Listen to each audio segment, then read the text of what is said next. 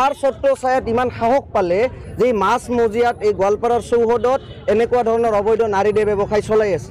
পোনপ্ৰথমতে মই আৰক্ষীলৈ এটা ধন্যবাদ জ্ঞাপন কৰিম যে এনেকুৱা এটা অনৈতিক কাম বা অনৈতিক ঠাই এডোখৰ ইয়াৰ পৰা উৎক্ষেপ কৰিছে, কিন্তু উৎখাত কৰিয়ে এইটো কাম নহ'ব, কাম ইয়াত বন্ধ কৰি লাভ নাই।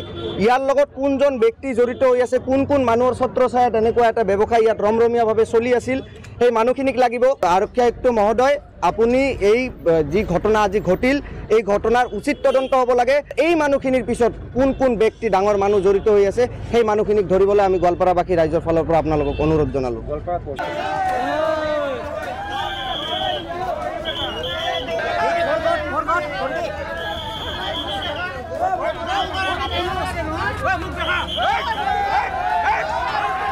কাৰ ছত্ৰছায়াত ইমান সাহস পালে যে মাছ মজিয়াত এই গোৱালপাৰাৰ চৌহদত এনেকুৱা ধৰণৰ অবৈধ নাৰী দে ব্যৱসায় চলাই আছে।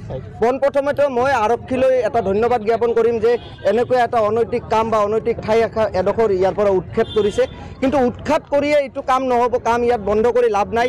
ইয়াৰ লগত কোনজন ব্যক্তি জড়িত হৈ আছে, কোন কোন মানুহৰ ছত্ৰছায়াত এনেকুৱা এটা ব্যৱসায় ইয়াত ৰমৰমীয়াভাৱে চলি আছিল, সেই মানুহখিনিক লাগিব। আৰক্ষী আয়ুক্ত মহোদয়, আপুনি এই যি ঘটনা আজি ঘটিল, এই ঘটনাৰ উচিত তদন্ত হ'ব লাগে। এই মানুহখিনিৰ পিছত কোন কোন ব্যক্তি ডাঙৰ মানুহ জড়িত হৈ আছে, সেই মানুহখিনিক ধৰিবলৈ আমি গোৱালপাৰাবাসী ৰাইজৰ ফালৰ পৰা আপোনালোকক অনুৰোধ জনালোঁ।